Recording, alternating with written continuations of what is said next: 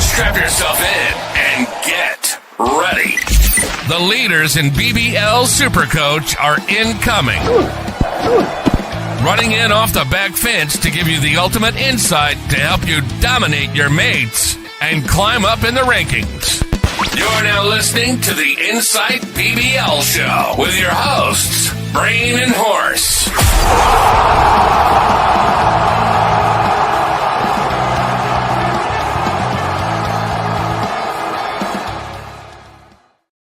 Yes, we're back. Hello and welcome to another Insight BBL show. We've got round 6 on our doorstep now. These rounds are piling up very quickly, and here to talk through it with me as always is the man SuperCoach Horse. How are you, mate? How's your round 5 been for you? Hey, mate. Shit house.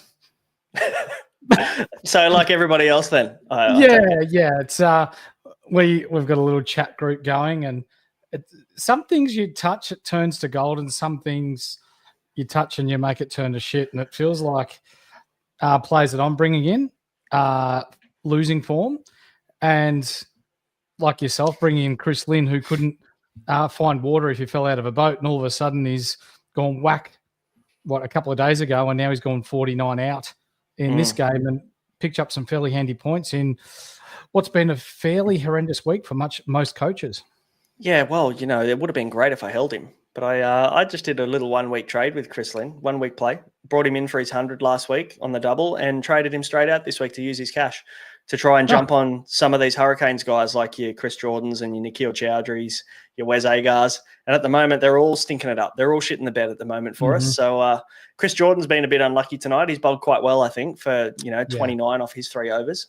So he's been a bit stiff, but yeah, it's a very interesting game because we've got Jamie Overton in at the moment, and 51% of the top 1% of super coaches at the moment would be absolutely shitting their pants watching him bat because he nearly chipped one straight down mid-wicket's throat.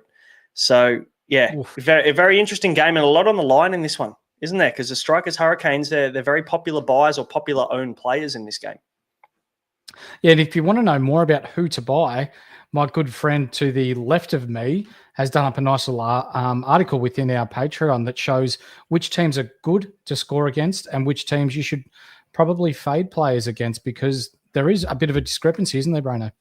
Yeah, there is now. I mean, we've got enough data to have a look at which teams are conceding more Supercoach points than others. And I think, common sense prevails for the most part, but there's a couple of interesting ones there that aren't exactly as easy to score against. So, you can jump in, you become a Patreon member if you really want, and you can read the article there. Otherwise, everyone in the Patreon is going to be getting a little bit ahead of everyone else with that information. But guys, please, before we jump into things, please hit subscribe and like. We would really appreciate that. Your support helps us grow the podcast, and obviously becoming a Patreon member helps us do that too. And if you're listening to us on audio, whether it's Spotify or if it's Apple or I think Google Podcasts is still a thing, YouTube Music, wherever it is, hit the 5-star review there. We would like that. And give us a follow so you don't miss any future episodes.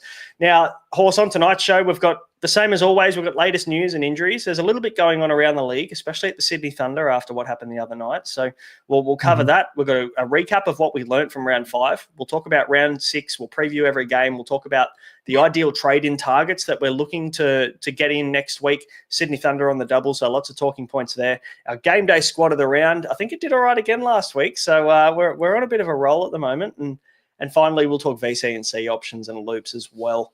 But, Horse, what do you reckon, mate? There's a bit going on around the league. We should probably start talking about the news, shouldn't we? Good idea.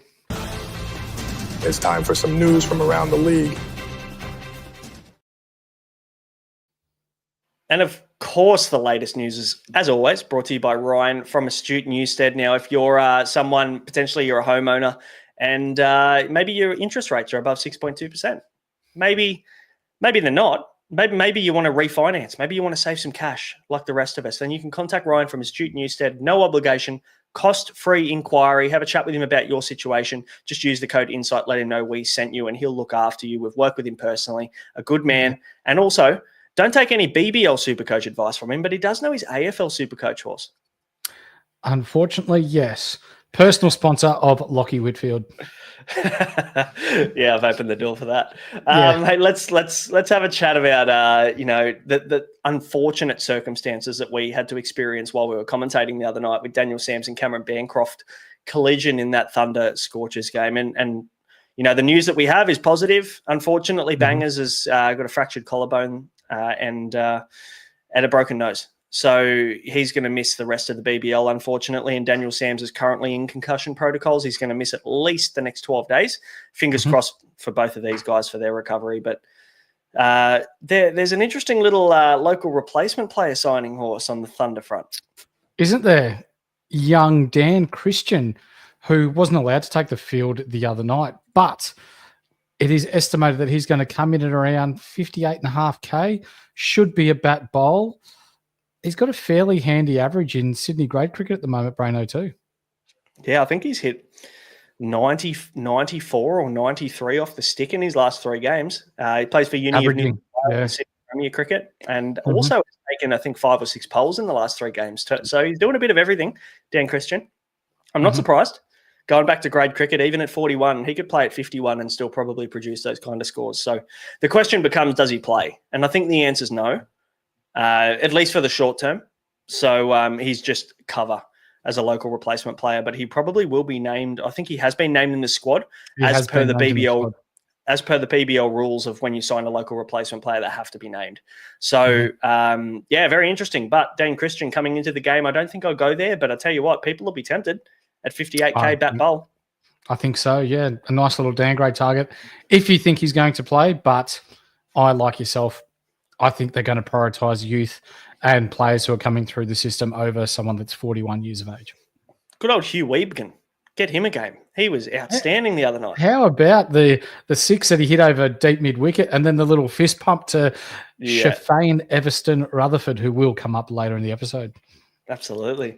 Mate, talk to me about Glenn Maxwell's arch nemesis, Dan Lawrence, who's stolen his role. He's stolen his overs. He's stolen his batting position and has a 100% win rate for the Melbourne Stars. And you know what? He probably exits with a 100% win rate for the Melbourne Stars. He probably does. He probably does, because the word is Tom Curran will be available next round. So that means, given the number of overseas players that the Stars have got, Dan Lawrence takes off, plays 2, wins 2.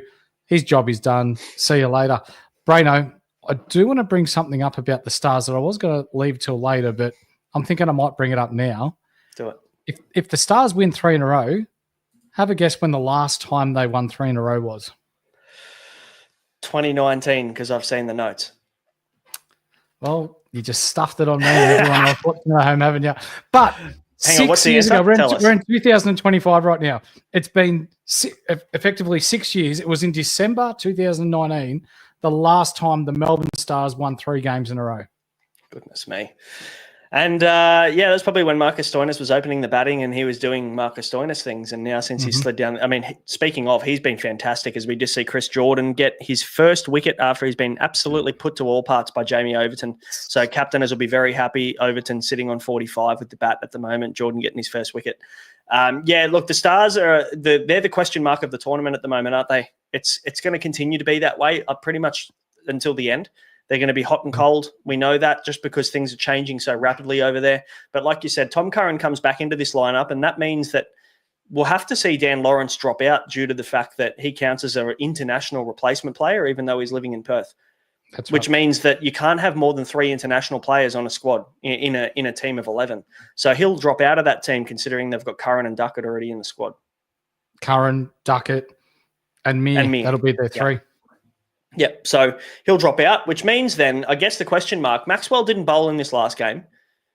Do we see him bowling potentially if Curran comes back in? Does a pacer drop out? And then does Maxi find some overs considering Lawrence will also not be in the team? Yes, I think so. But even if he does bowl, it's still only going to be 1. Yep. I don't see him bowling too much. Yeah, I agree. I mean, we saw Dan Lawrence bowl 1 or 2 max. I think that's the role that Maxi would probably take up with the ball if he needed to, which, look, is a shame. And that's the big talking point. Do we trade Maxwell this week? He's going to drop another probably 18, 17K, I think it is, based on price, which is really hurting me. But I tell you what, that max strike rate 20 that he scored the other night was beautiful. That was unreal. Off the second last ball before, or third last ball before Hilton Cartwright secured that game for the Stars. But speaking of the Stars, mate, Benny Duckett, very much rocks or diamonds, isn't he? He's either a golden duck. We should say gold or diamonds, really. Either a golden duck or he goes out and scores a 50 max strike rate. Well, we could effectively say he's a Finn Allen or Diamonds. So if he gets through the first ball, he's proven to be a very effective scorer for the Stars. So, yeah, it's very hit and miss for Duckett. But if he sees through that first over, look, he's been scoring really well. He's got an average of like 80 if he gets through that first over. SuperCoach points I'm talking about. Yeah, right. Bit of Finn Allen about that. You get through the first over, you're on. So, yeah, very good signs. But, Benny Duckett's going to be around until round 8. His last game is in round 8 for the Stars. So definitely still a viable option if you want, but he's going to be expensive now. So one thing you'll have to consider. Speaking of expensive, Michael Nisa will play his first game for the Brisbane Heat this week. Weather looks good, thankfully, so the Heat should get a game in this round. But do you pay that much for Nisa as a bit of a pod punt, I should say, knowing that not many people are going to spend that kind of coin? Like you could do Maxwell to Nisa for a 10K upgrade. I'd do it. Okay. I definitely would. The way that and he's one of the best bowlers Australia has when he's on song. Moves the ball in the air, darts it away off the deck. He's a bit like Xavier Bartlett, but can bat a little bit better. Tell me this. If Nisa was fit, right, leading up to the Test series, do you think Nisa would have been the guy to play instead of Webster for Australia? Because I think he would have been. You think he would have been? He can handle the stick pretty well, can't he? He's a good bat. He can. He's more than capable of batting 7. The problem becomes that they use Webster at 6, and Webster was fantastic. So we probably shouldn't be taking too much away from him. But and Michael Nisa, the ultimate pod play this week if you do want to spend the cash. Something I will throw at you as well, mate. He doesn't have any IL T20 commitments or anything like that either, does he? None. No. He's so that would mean that you'll have him till the end of the year. Yep. And good point from Dennis. Stars have the bye in round 8. So, yeah, he'll be gone from round 7. So that's a good pickup. So you get 2 more rounds out of Duckett. Probably wouldn't go there in that case at that price. Aaron Hardy, mate, he's been poor for 3 games in a row now. There is word that he's getting closer and closer to bowling, and I don't know how much I want to take from that from Adam Voges' comments in the presses. If we get word that he's bowling, and we had this conversation 3 days ago when we did the round 5 preview, do you go there now knowing that he's had another failure and he's now probably another 15 to 20K cheaper? I'm getting tempted, but I'm still probably 1 week off. And the reason why I say that is because during our commentary, and by the way, to the 300 plus that tuned in for our commentary between the Scorchers and the Sydney Thunder. 1, it was a ripper game, but 2, thank you for your support. We appreciate it, and we will do it again very, very soon. But did you see when he played that very first reverse sweep and straight away grabbed at his side? Yeah. Apparently it was abdominal. Get ready. You ready for this? It was abdominal awareness was the injury. Oh, no. Yep. Yep. This is a PG related show, isn't it? It is. No, fuck it. It's M15 now. Well, what's R18 plus? Fuck it. Take it on. Bullshit. I call bullshit. Yeah. It is not. I've got abdominal awareness and I've got a keg. Fuck me. Come on now. I think anyone above 35 has abdominal awareness. You know, we're pretty close. I'm very aware that I can't see my waistline, but there you go. Look, is it time to buy? I don't know. Look, at the end of the day, they're playing at Optus this week. So, again, okay. I'd prefer to buy him at Optus Stadium than buy him away. So, if you're going to take a punt, maybe it is this week. Let's see what their squad looks like. And if you want to make a bit of a change, when do they play? What game do they play? They play the second game of the week. So, if you get through the Thunder Heat game, I don't know. I'd keep a trade in the bank and just maybe keep a bit of flexibility available if you do want to take him on against the Renegades at Optus, because it's going to be a top of 34, no rain in sight, probably a flat wicket like it was the other night. And that rhymed. And I didn't even mean it.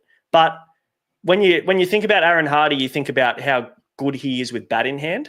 His bowling wasn't overly relevant last year. And he still was one of the top. I think he was 6th overall. So we can't knock him. He's in a bit of a bad patch at the moment, but he will come good. You just got to time it right, as you did with Chris Lynn. Yeah, that guy.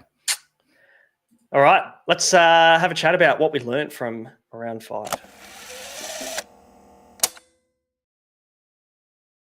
Yeah, Stars are good now. I mean, I don't know whether they are. I still think they're not. They've had 2 wins in a row, and the 2 wins have resulted in Maxi being dropped to 6, and I hate that because They're probably going to He's stick not with that moving now, now. thinking, Yeah. thinking that it was a masterstroke by Peter Moores to drop him to 6, which had absolutely no bearing on the result.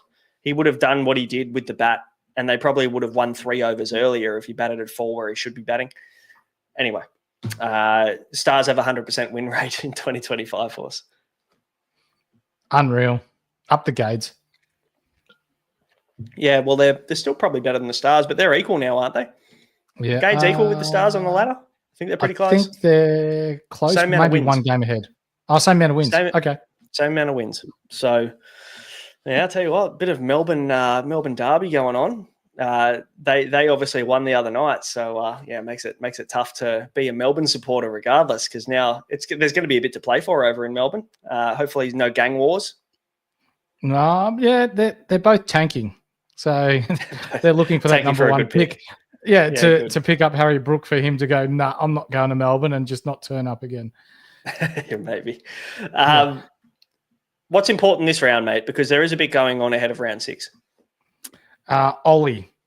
For those of you that have watched Family Guy, it's Ollie with the weather because unfortunately, I want you to play it. And now here's Ollie Williams with the weather forecast. Ollie? It's gonna rain. Thanks, Ollie.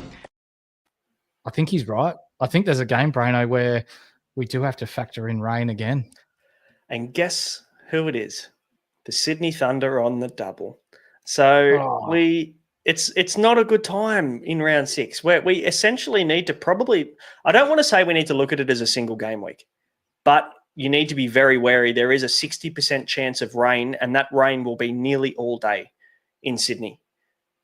It's not just on the day before, it's meant to be bucketing down as well. Up to 20 mil the day before and up to 15 mil the day of that game.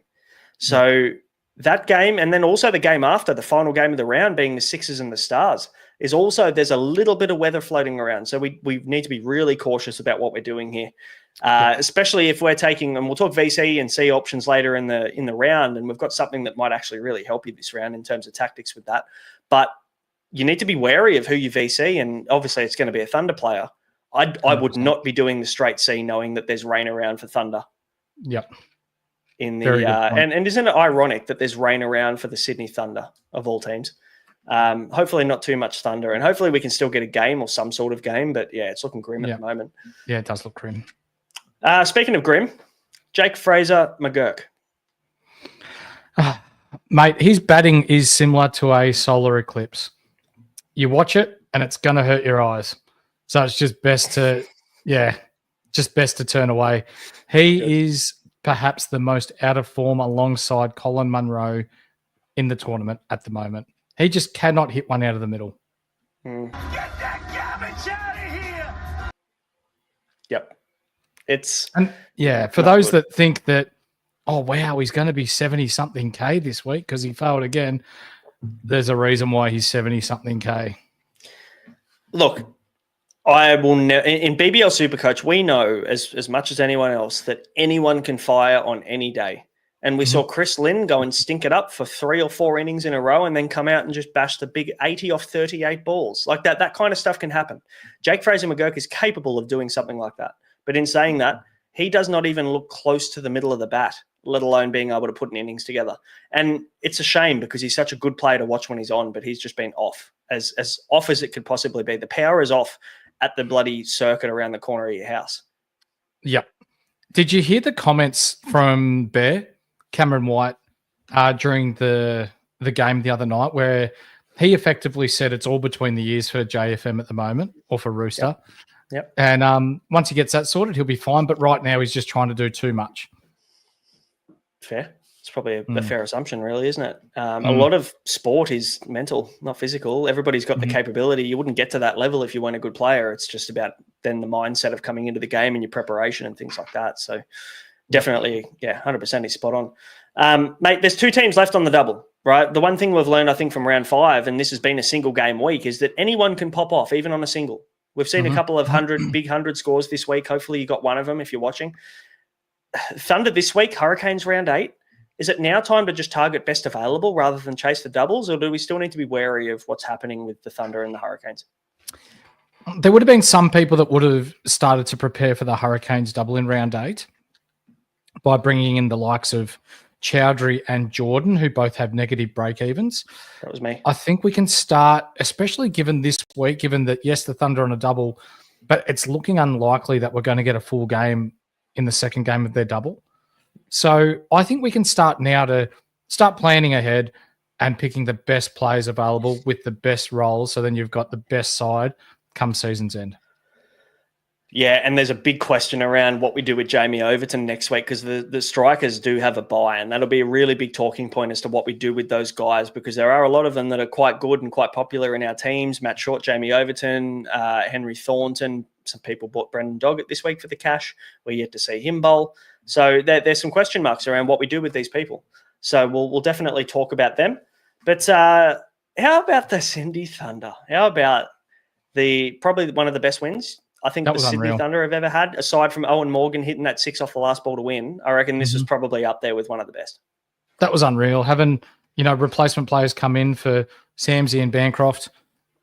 And Wiebken, he would never have thought in his wildest dreams that he would have been batting that night, but ended up being a part of a very solid partnership with Everston at the end there and brought it home. Like, we were commentating it, and like, the game had ebbs and flows right through it. There'd be wickets at key moments.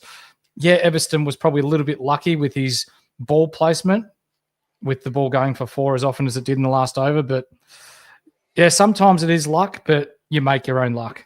And that was just a ripper game, wasn't it? It was awesome too. And we were very lucky to commentate the right game of the round, weren't we? That was an absolute banger. Even last night's game was fantastic. So, yeah, there's a lot to love. A lot to love. So, that's probably the Thunder's best win, or very close to their best win, I think, in recent time. In recent time. Against a quality outfit in Perth against the Scorchers. That's probably the hardest road trip to do, knowing it's so far away from Sydney as well. So props to the Sydney Thunder. Do we take them seriously now? Because if for anybody who does sign up to Patreon or for our Patreon members, they'll see that the Sydney Thunder are actually not the rollover team that we used to think that they were. No. So they're actually a harder matchup than by the numbers that you would actually think. Yeah, that's right. We can't give too much away.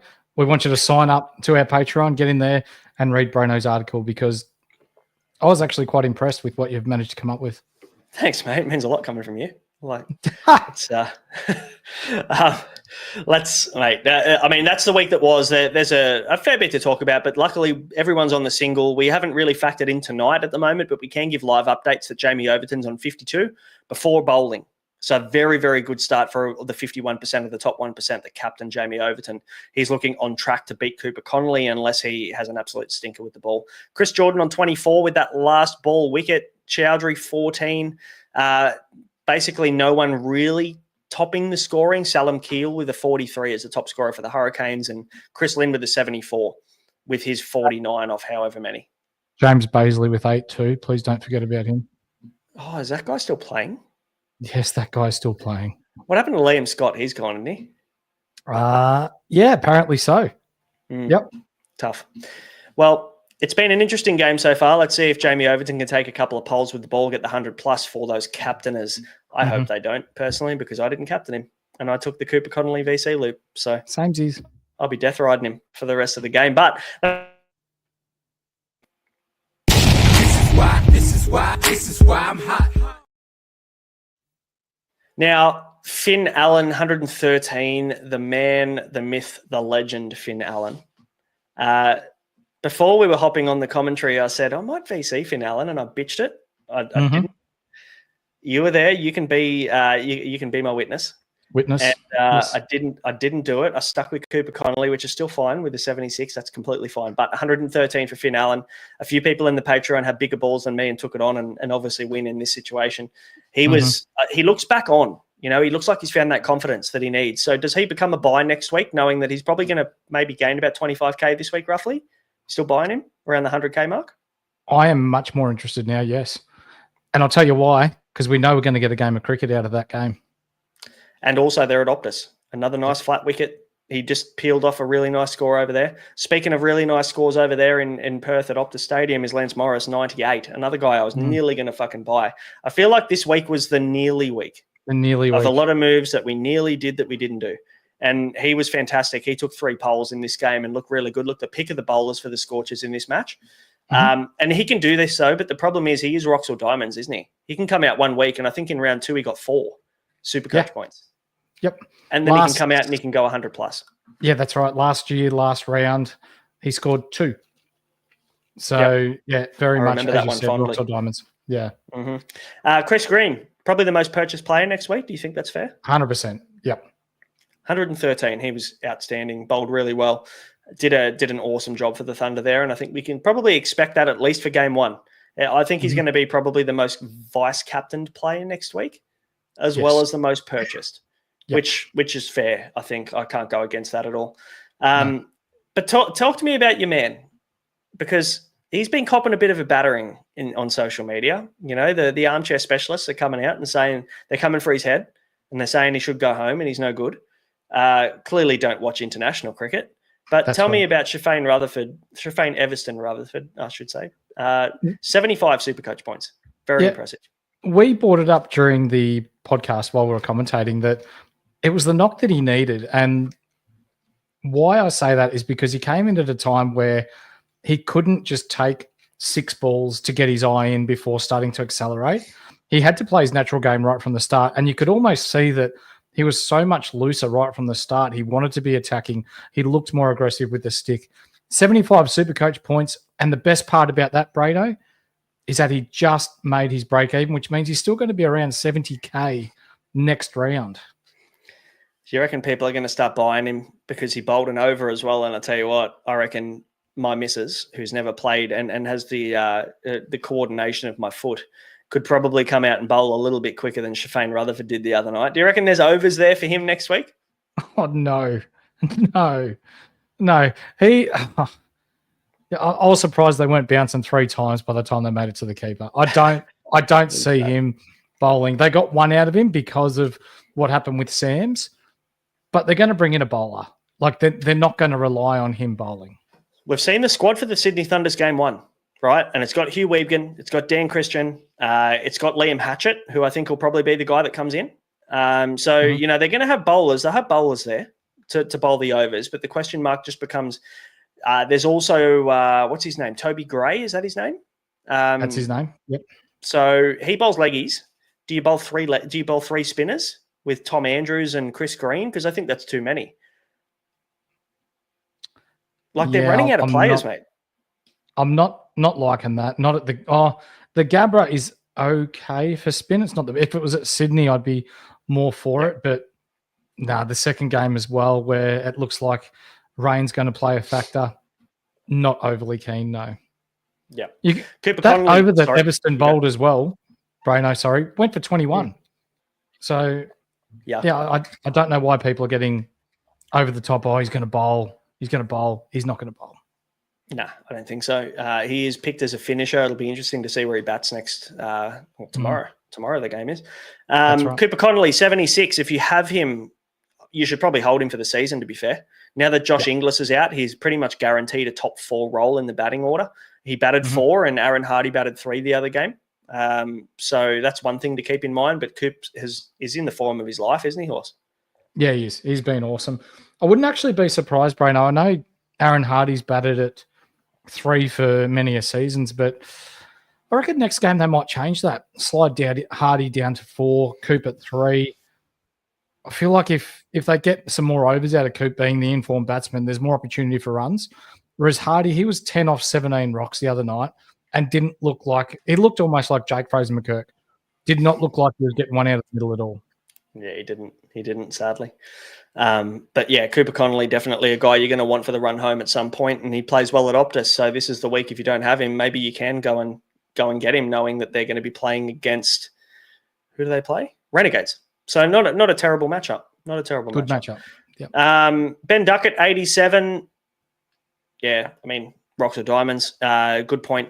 I think it was Dennis in the chat that said he has a bye in round 8, so he'll be gone for round 7. So only 2 more games for Ben Duckett. Probably not worth going there. Joel Paris, 77 was good. Also probably not worth going there. I just don't trust the Stars enough to have a consistent lineup.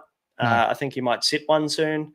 So we'll see. I'd say Mike Steckety, the bowling machine, probably has to drop out next when Curran comes back. So there's a few moving parts that I really don't like at the Melbourne Stars. So proceed with caution on any of those guys. But That's right. Talk to me about Jacob Bethel, another man who copped an absolute fucking pasting by the armchair specialists on social media.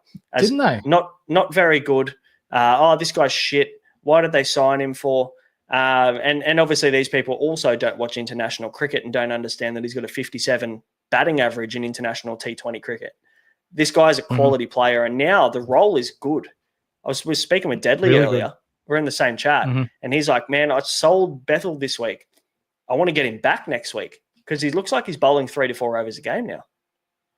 He's bowling well, and he's batting well, and he's fielding in dangerous positions. He's taking catches, even got a run out. And what do you know? 111 SuperCoach points, almost a top scorer this round, right behind Finn Allen. And Chris Green. He might be worth a cheeky buy. Him and the Chief, they're at the Gades. They've both got really nice roles. Yeah, the Chief has started to stink it up a little bit though, hasn't he, lately? Last couple of games have been a little bit quiet from the Chief. But Jacob Bethel, currently 101k bat bowl all-rounder. So the dual positioning is very nice to have. He leaves in round 9. So keep that in mind. He will only play up to round 8, but 37 break even this week, 111. What's that? About 70 points above his break even. So we're probably looking at around that 15k mark. He'll be about 117k, I reckon. Yeah, I reckon he probably between 115 to 120k next week, which is still a nice buy. And Gurinder Sandhu, you called him my boy in the preseason because I bought him last year for the Sydney Thunder, and he was good. He took poles when they needed, and he was pretty economical the other night. Yeah, he only came in though because of Richardson being out. Is that right? Yeah. No, I think Xavier Crone came in because of Richardson, but Gurinder Sandhu got picked over Fergus O'Neill, which was interesting. I'm not quite sure whether there's any injury there or not, but I'd keep an eye out, and I probably wouldn't be buying Gurinder Sandhu just due to the fact that it seems like maybe he's not the first choice or not the guy that they're hoping for. So. Yeah, proceed with caution on him. But mate, let's have a very quick chat about who's cold before we preview round 6.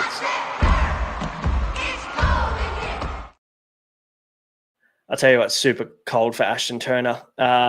0 with a drop catch, missed a run out. And that drop catch was probably one of the biggest dollies you'll ever see in BBL SuperCoach or BBL. He didn't even put his hands on it. It went straight through him, hit him on his waistline, and then that run out. Old mate could have been out by half the pitch, and the throw was just no good. It was one of those games where he just wasn't there, and a score of 0 to show for it. Yeah, things didn't go his way. Lockie Ferguson with an 8, also very, very cold, but fantastic for us because we get him nice and cheap next week. He had 107 break even this week, which means that he will probably drop around 23k, 25k, which brings him down into that close to the 130 bracket that we're more than happy to buy Lockie Ferguson at, just knowing the quality of the player that he is. So I'm a big fan of Ferguson as a buy this week, just due to the fact that he's dropped so much in price. On the potential double, proceed with caution. Matt Spores with a 1, Aaron Hardy with a 10. We talked about him. Wes Agar, though, one of the most purchased players this week with a 4. Will still make 12k, but definitely not the money we were expecting to make, Horse. Bowled without luck. Yeah, I think so. I think he definitely didn't bowl as well as he has in previous games. I think he missed the block hole a lot. We commentated that game. He did bowl a few step hits. He missed his Yorker a little bit at the end of the innings there as well, and especially in the surge. Tough ask to bowl the surge in general, but he didn't bowl well in the surge. So, still a guy we want next week. That's fine, and he'll still probably have a lowish break even. I think moving forward, we should make some cash next week, hopefully. Yep. Adam Zampa, though, his time is done in my team. I kept him, and he had a negative break even this week, which is fine, but he scored 4. He'll make fuck all money, and I think it's time for him to move on. What do you think? You couldn't have said it any better. Cool. Josh Brown, 6. Mudguts. Shout out to Mudguts. Yep. Mudguts. And shout out to Deadly for this stat, because I wasn't on top of this at all, but that's the first time in 18 games that Josh Brown hasn't made it to 10 in BBL. That's right. Impressive for a guy who usually starts rocks or diamonds, 4s, 6s, or dots. So he usually hits a 4 and a 6 and gets to 10 more often than not, and that's 18 and 17 in a row. He missed the 18th. So, 6 for him. He sits in our cold guys. And which Tom Rogers are we talking about here with the 1? Melbourne Stars. Yeah, okay. He sucks. He actually needs to be dropped. He's been putrid. Did you see the way he went out? He walked across his stumps and got bowled by Sandhu, middle First peg. Ball. Yep. Terrible. And you're batting people like him and Sam Harper above probably one of the best white ball batsmen in the world at the moment in Glenn Maxwell.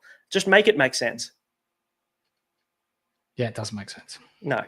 Dan Lawrence, 3, probably his last game in the BBL this season. Shy Hope with a 4. Let's hope he does a little bit better tonight. Well, Shy Hope with a 4? He's playing tonight. Yeah, he is. I got that one wrong. I got that one wrong. Probably got 4 last week anyway. So hopefully he's a little bit cheaper come round 8. But even then, he's going to be leaving after round 6, so not an option. Jake Fraser McGurk, we've already talked about him as well. He sucks. So we can probably move on and start chatting about what's relevant this week in round 6.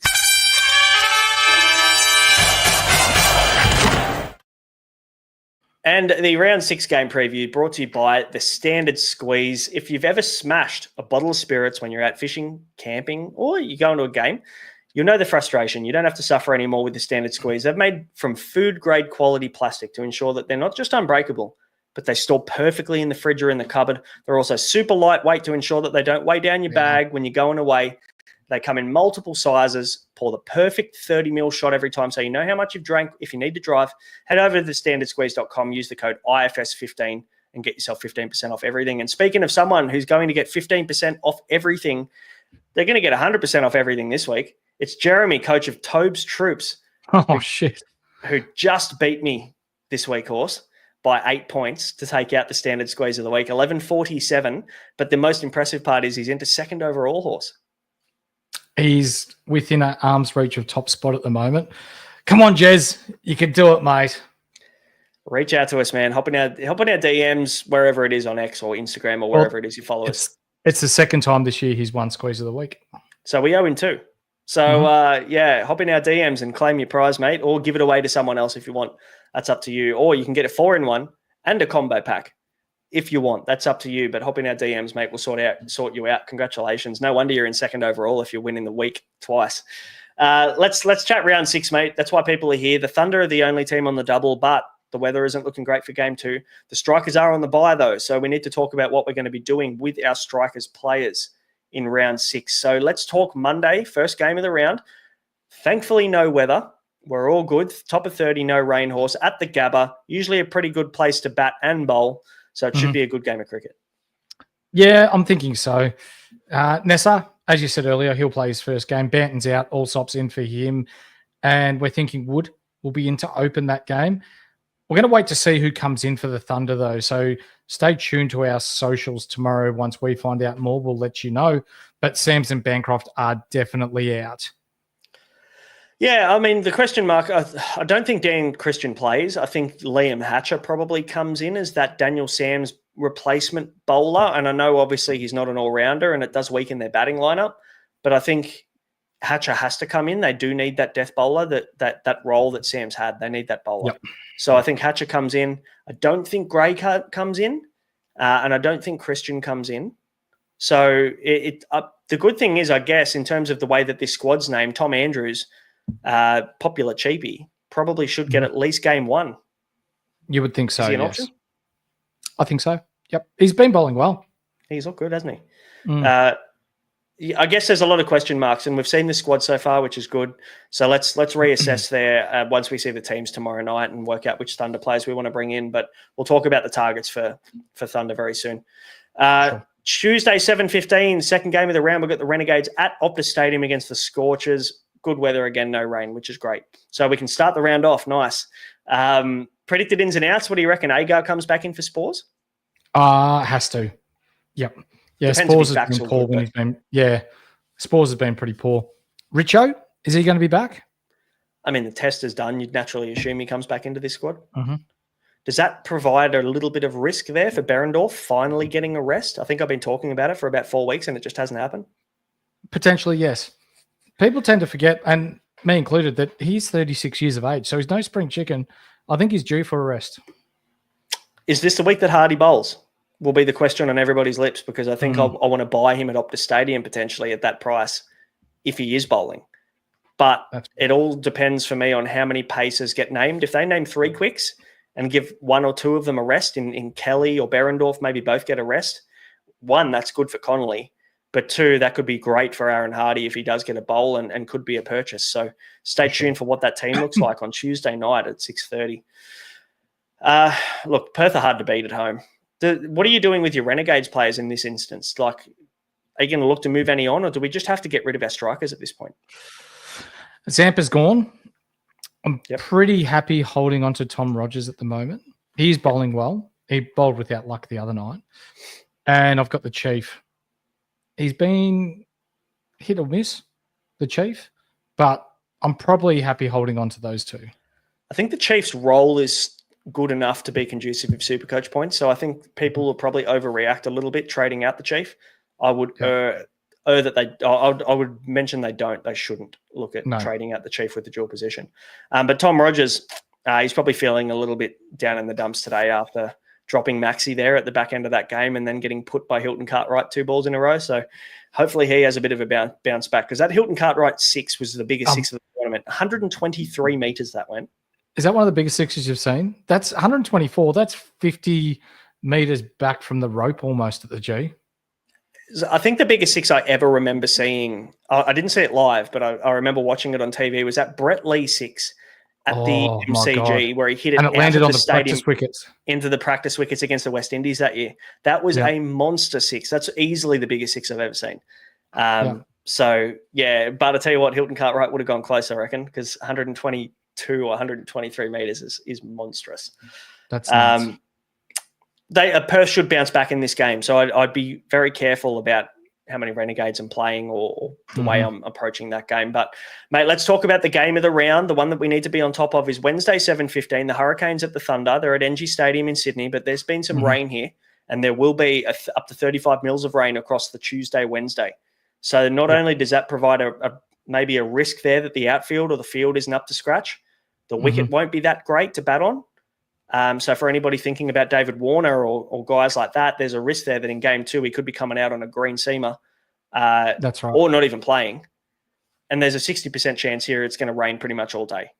So how do we approach this? Because a lot of us bought Hurricanes players this week who are on a single and play this game. So how are you approaching it? With caution. So I picked up 2 Hurricanes players last week, and I've got the one Thunder player at the moment, Wes Agar. Probably look to get one more Thunder player in. That'll be Chris Green. But having the 4 with the uncertainty with rain around that game, that's probably more than enough for me. Yeah, I have who do I have at the moment? I mean, Jake Doran as a loop at wicketkeeper. Thankfully, I can still use him this week, but the problem becomes I've got Harper, who plays last. So that kind of ruins my VC loop there. Who else do I have? Chris Jordan and Nikhil Chowdhury are the only 2 that I have, and I don't know. I don't love playing them this week because I'm a bit worried about this game, and I think anybody who experienced the donuts on field from the Sixers and the Heat at the start of this round will definitely be watching this game very, very closely. Because luckily we got away with it. I traded Xavier Bartlett out with about 3 minutes left to lockout because I didn't want to get caught with a 180K guy on my bench. Thankfully, it's kind of worked out okay. But, there's a lot of caution here because if we get stuck with Hurricanes on field in the 3rd game of the week and our double guy's only playing a single, it's essentially another single game round. So one thing to consider there is to just get the best players this week. Chris Green's still good. Ferguson's still good. But, proceed with caution for everyone else, I think. For sure. What about the last game of the round, mate? Bit of rain around for this one as well. Yeah, weather is cloudy with a top of 28, 30% chance of rain from 5 p.m. onwards throughout the evening. The game starts at 7:15. So you're going to want to keep your eyes glued to the TV and our socials for that one. Sean Abbott, do you think he comes in for Kerr if they get on? Does he come out for Kerr? Yeah, probably. I think Kerr came in for him, didn't he, when Sean Abbott went to the test squad? So naturally he would probably come out.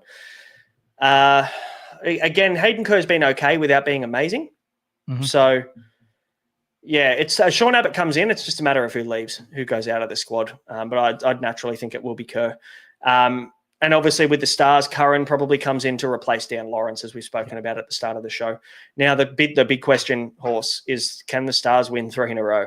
Because you said they haven't done it for a very long time. No. What do you reckon? 5 years, nearly 6 years. No. Sixers will beat, if they get on, Sixers will beat them. If the Sixers win the toss, they bowl first like they do every other game, and they chase them down in about 17 overs, I think. Did you say 7 or 17? 17. I think they'll be. Okay. Stars will be okay at the MCG. They go okay. So yeah, I wouldn't worry too much. But that is the preview of the games. Let's have a chat about the trade targets for round 6. Targets acquired. Again, Thunder players not really well owned, are they? David Warner, 13.7%, but everybody else becomes a 10% or less pod. Mm-hmm. Do you buy David Warner is the question, because I'm actually really surprised he's the most purchased, because surely it's just based on the name, not the actual player. Yep, I think so. I'm not He has had a couple of good weeks, but I'm right there with you. I'm not touching him. Sam Billings has some pretty good ownership numbers as well. He had a negative 26 break even this week and didn't score that well. He's in 14% of teams as well, so fairly similar. He'll go up, not much because he only scored 13. So whether he's a trading target, if you wanted to upgrade Sam Harper, I personally wouldn't with him. I think he's a little bit too expensive, but yeah, he's probably the only other one over 13% alongside David Warner. And unfortunately, when it comes to wicket keepers and batsmen like Billings, who are batting at 5 as well, mind you, they're not at the top. You know, it's not Tim Seifert who's batting 3. Billings is batting at 5. So less opportunity there, less of a role per se. So yeah, there is a lot of risk there picking a guy like Billings, who now his cash looks like it's going to dry up with that bad score. So I'd be very careful there. And wicketkeeper is just such a shit position this year that I'm just going to continue to fade it and just have Harper. And if he can get me a run out and 2 catches every single game, I'll be a happy man, even if he gets out for a duck. So that's probably the way I'd play that. The Hurricanes, mate, are you looking at any others? Considering people have already bought Jordan and Chowdhury, we can assume.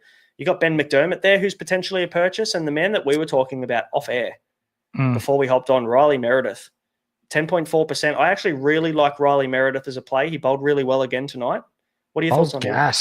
Bowls gas. You say that bouncer he got Chris Lynn with early on. That was sharp. Yeah, but he's only at 120 something K. Like, he's still relatively cheap for a bowler that bowls the overs that we want. You know, your surge overs, your death overs. He opens the bowling as well, moves it around a little bit. I'm not yet, purely because, as we stated not 10 minutes ago, there's a lot of rain around for their only game next week. Probably the week after. I think so. I think I'm going to be probably targeting in terms of trades. I might do maybe one Thunder player, but then I'll probably be looking at maybe game 2 in the Renegades or probably even the Scorchers. I might try and get a Scorchers bowler for Optus Stadium again. Lance Morris again pops his hand up in this conversation, doesn't he? So let's move into pods. Lance Morris, we'll start with him. He's only 4.4% owned. Mm-hmm. He would be a fantastic option this week up against the Renegades at Perth. Yeah, I think so. Especially, you think early on batting against a Rocks or Diamonds, Josh Brown, and you can't polish a turd, Jake Fraser McGurk. There's wickets right from the start to be able to take. Yeah, there's like cleaner rocks and dirtier rocks for Jake Fraser McGurk. There's really no diamonds. There's no gold. There's not even any silver that you can take from that. It's just dirt and rocks and pebbles. So no good. Lockie Ferguson leaves after round 6, so please be aware that if you do buy Lockie Ferguson this week, you will need to trade him out the week after. So it is a 1-week play, which is completely fine because he is a quality player, and I do think he would be a good buy this week. I'm just very wary of the rain around, and I don't want to overinvest in the Sydney Thunder players this week. That's right. Chris Green, we've already talked about it, 6% owned. We know that there was a few people that watched the podcast in the Patreon as well that went early on Chris Green, and congratulations to you because well done. He was the top scorer of the week. Shafane Rutherford, how many people own him? About 12? Not many. 0.4% of the community own Shafane Everston Rutherford. Look, I don't hate the pick because he's going to be 70K. And you know what? If you want a really high upside guy that if he pops off, we know what he can do. We've seen the international T20 that he scored, and we saw that the T10 tournament in Abu Dhabi where he scored 110 not out in a fucking 10 over match.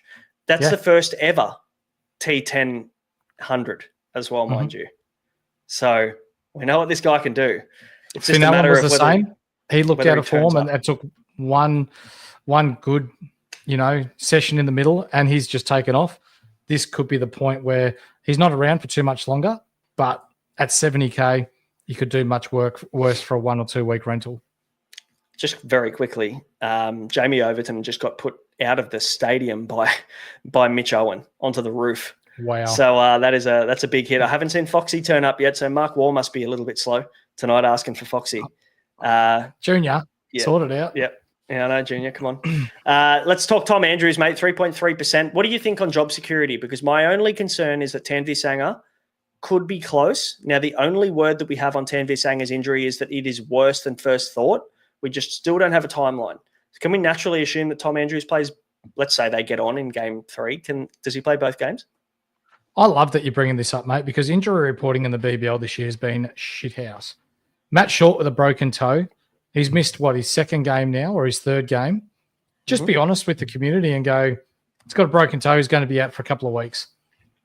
With Sanger, he's got a side strain or whatever it is. Don't just say it's much worse than first thought and then he might play or he might not.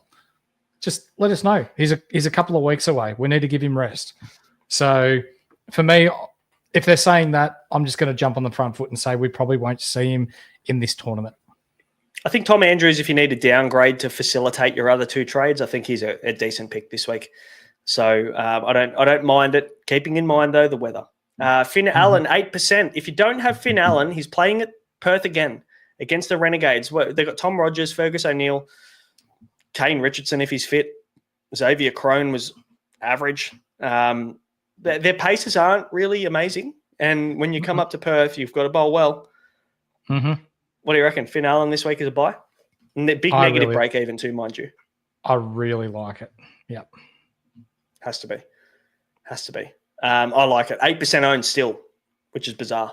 Lance Morris, we talked about. Nikhil Chowdhury, if you didn't get on him, he's been kind of quiet. Let's see if he gets a bat tonight, because I'll tell you what, the Hurricanes are none for 51 off 4 overs, and Mitch Owen is putting the ball to all parts at the moment. So they could do this 2 down, and Chowdhury doesn't get a bat and finishes on fucking 12 or 14. Mitch Owen is already on 62 SuperCoach points.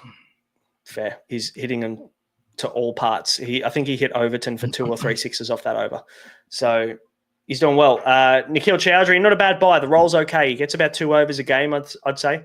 And speaking of roll, Chris Jordan, really nice roll from the Hurricanes. He's probably still my pick in terms of roll.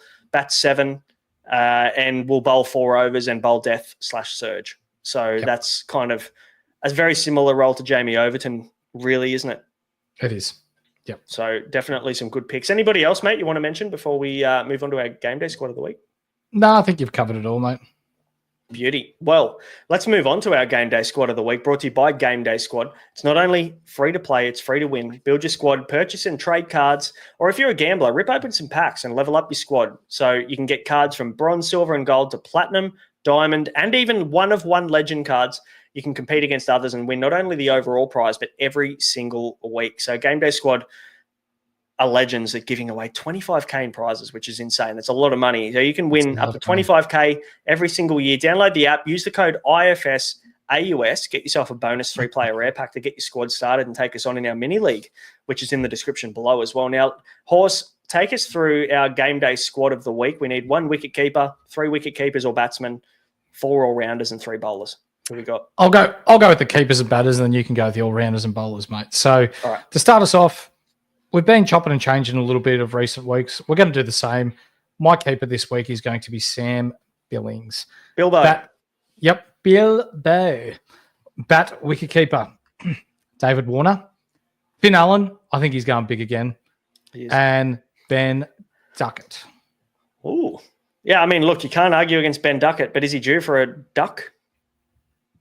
Well, if he gets through the first over, maybe not. Who's he playing against? Who the Stars play? The Sixers. He might get 0 off 0 if they don't get on the field. So we'll see. We'll see how the Stars go. But all-rounders were picked for Stoyne. He's been fantastic batting at 4 this year, and he seems to be bowling at least 3 to 4 overs. So very good from Stoinis. Jamie Overton, he is on the bye, so we're definitely not picking him this week. Who else are we going to pick at all-rounder? We've got Sutherland. We've got Will Sutherland. We've got Jackie Edwards, who seems to be through that kind of injury concern, which is fantastic. And I think another all-rounder we probably need to be looking at Is Chris Green an all-rounder in game day squad? I think he's bowl only. Is he? We've got him in our bowlers section. Well, look, he needs to be in the team at some point, doesn't he? Yeah. Who are we picking at all-rounder for our fourth? Glenn Maxwell. Yeah, got to. You just have to take an upside guy, and because we can't have Matt Short or Jamie Overton this week, Glenn Maxwell's the next best. Yeah, Glenn Maxwell or Tom Curran. You pick. Let's go Maxi. And at the bowlers, we've got Xavier Bartlett. He's going to bounce back this week. We know he plays. Chris Green at the bowlers as well, and Lance, the Wild Thing Morris, to round out the game day squad. So, guys, don't forget you can still play game day squad. The beauty of it is, even if you start now, you can still compete. You don't have to join the mini league, but you can take out the weekly prize. You can win some cash, and you can build your squad that way. So make a team, and we just see, is that Mitch Owens stumped off Lloyd Pope? There you go. So if you've got Lloyd Pope, Ollie Pope takes the stumping. It is the holy communion of wickets there with Ollie Pope and Lloyd Pope doing the job there on Mitch Owen. So now that we're talking about game day squad, I have a platinum Lloyd Pope on field this bastard. week too. You've been talking about that every week for about fucking 6 weeks. I got lucky. Well played. Very well played. Mate, let's have a chat about skippers before we wrap this one up. Sure. Are you ready, kids? Aye, Captain! So VC, it's interesting this week, isn't it, VC and C, because it's quite rare that we ever see a double game team play both of their games before a couple of teams on the single. Now, I think it makes sense. We have to VC a Thunder player. That gives us a chance to look at game two's weather. Who are you looking at from the Thunder if you're going to take a VC in this game, first game one? Chris Green. Makes sense. That's all. He's the only Bit of one. an unsexy week, isn't it? Yeah. Yeah. You know what? I'd add Lockie Ferguson to that. I think Lockie Ferguson is that high upside guy that could take 2 or 3 poles and score 70 to 80 on a single. Then you'd probably, what are you taking this week then, I guess, is a better question. As a VC loophole, how much do you need to lock it in? I still think you're looking at 75. Especially because you're only VCing a player on a double, right, to start. You're VCing a Thunder player. That's what makes sense. I reckon you'd probably even take 40 to 50, maybe. Oh, right. I reckon you go lower this week. Obviously, if it looks a little bit closer to us not getting a game or not seeing any game time for the Thunder's second game, you probably wouldn't take that VC, and then you'd back in somebody from the final game of the round and the Sixers or the Stars. So that's probably where my thoughts are on captain. The Thunder play both of their games before the Sixers and the Stars play even one game. So we can look at both of the games of the Thunder, and most of us have a strikers player that we can use because they will lock the loop. So you can use a strikers player as your player on the buy, as your loophole option. Wait as long as possible to decide on whether you're going to take your loophole for your VC. For sure. Talk to us about your emergency players. Where are we starting, mate? Because it makes sense to go first game of the round, right? We're going Brisbane Heat, mate. So you could loop in Nessa if you wanted to. Your Spencer Johnson, Xavier Bartlett, Paul Walter. I'm not really a fan of many Brisbane Heat batsmen, though, Braino. If you've still got Renshaw, you could have a go at looping him in. Wouldn't have thought too many people would have Colin Munro, though. Oh, you hope not. They're probably sitting 40,000th if you got Colin Munro. So that's a tough grab. Let me ask you this. Like, we've talked captaincy. It's a pretty straightforward week this week, really, isn't it? With the Thunder being so depleted, no Daniel Sams, no Cameron Bancroft, no Nick Maddinson, no Sam Constas might play game 2. That is the only chance of things happening, right? So they're pretty depleted. They've got Hugh Weebgen coming in. They've got Blake Nikitaris getting a game. Is there a logic behind completely fading the Thunder aside from maybe Chris Green and just going elsewhere and trying to lock in some points? There's great logic. Yeah, we've seen Damo, who does some really good stuff with AFL and has been helping out the Insight Boys on the AFL podcast a fair bit, put out some social media stuff that are double game weeks frauds. You know, is it a fraudulent act to suck us in for us to then get not many points? And it almost feels that way, hasn't it? Like the double game weeks haven't really been that beneficial to us. And this week, we may only get one game out of the Thunder anyway. So unless you're comfortable holding on to that Thunder play that you're picking up potentially for the rest of the year, or if you're looking at making money out of, say, a Lockie Ferguson, then I'd be pretty comfortable fading anyone that's not Chris Green or Lockie Ferguson. Yeah, spot on. I think you need to pick the best players moving forward with the best roles. I don't think we even need to look too much at the doubles anymore, if I'm honest. You've got Chris Jordan and Chowdhury this week on negative break-even, so you've got them there ready to go. Maybe Riley Meredith becomes an option in round 8. Mm-hmm. But I think, honestly, the Thunder could be the frauds of the competition in terms of just how depleted they are injury-wise at the moment. If they end up being sent into bat, which I can guarantee, if they lose the toss in game 1 against the Heat, they'll be sent into bat at the Gabba.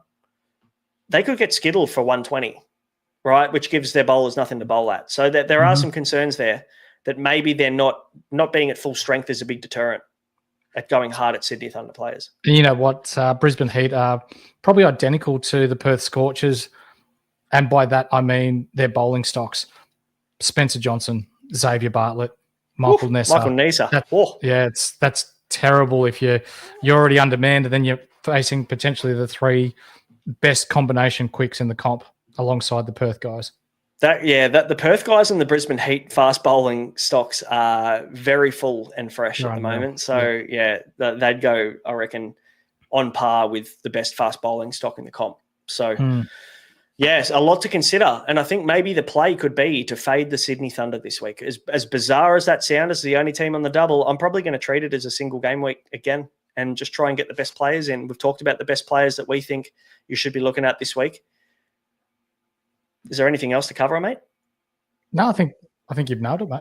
I think we've done all right. Guys, thank you for watching. We appreciate you. Obviously, our Patreon subscribers have their questions. We'll be answering them behind closed doors. If you want to become a Patreon member, you can. All you need to do is go into the description below, click on Become a Member, and become a Patreon BBL SuperCoach member. It only costs $6 for the rest of the month, and then you can cancel it. I think there's less than a month to go before BBL SuperCoach ends. So you can, if you're up the rankings, right, and you really want to have a red-hot crack at it, become a member, get access to us for the final 4 rounds of the comp, and hopefully you can take it out and share your 25,000 that you win if you take out BBL SuperCoach. Yep. Feel free to share that around if you want, but I'd be taking it and running. But guys, you can become a member still, so jump on in. And just remember, as well, as soon as round 5 locks out, as of tonight, you cannot get into the Unlimited League. So 650202 is the code, 650202. Jump in and win some prizes. We are 21 away from 1,000 too, Braino. Or before lockout, we've got like maybe an hour. Otherwise, the league closes off as soon as this finishes. So jump on in to that Unlimited group and hopefully you can win some prizes to wrap up the season. Guys, thanks for watching us. Hopefully some green arrows overnight. We will be obviously back at the back end of round 6 to talk about round 7 and beyond. Good luck this coming week. We'll catch you later. See ya.